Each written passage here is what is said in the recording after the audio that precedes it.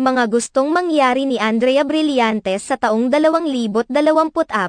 Nagbigay ng pahayag ang controversial actress na si Andrea Brillantes hinggil sa kung ano ang mga gusto niyang mangyari sa kanyang buhay sa darating na taong 2024.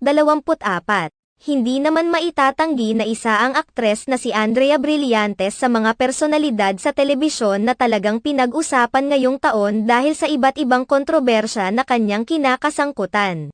Ayon sa naging pahayag ni Andrea Brillantes, patungkol sa mga bagay ni nanais niya sa darating na taon, ipinahayag niyang simple lang naman ang gusto niya. Ito ay growth at healing.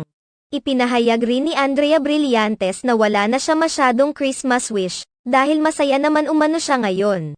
Healthy rin umano ang kanyang buong pamilya kaya naman ang tanging naisip na lamang ng aktres ay matuto siyang mag-drive.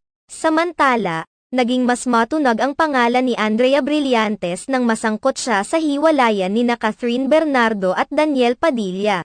Sa kabila naman ng pambabatikos na natanggap ng aktres ay nananatiling tikom pa rin ang kanyang bibig hinggil sa issue.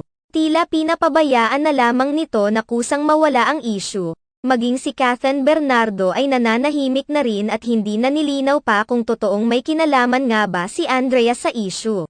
Sa kabilang banda, marami naman sa mga fans ni Francine Diaz ang pumuputok ang botsi dahil sa pandadamay ni Andrea Brillantes noon kay Francine Diaz sa isyu ng hiwalayan nila ni Seth Fedillen.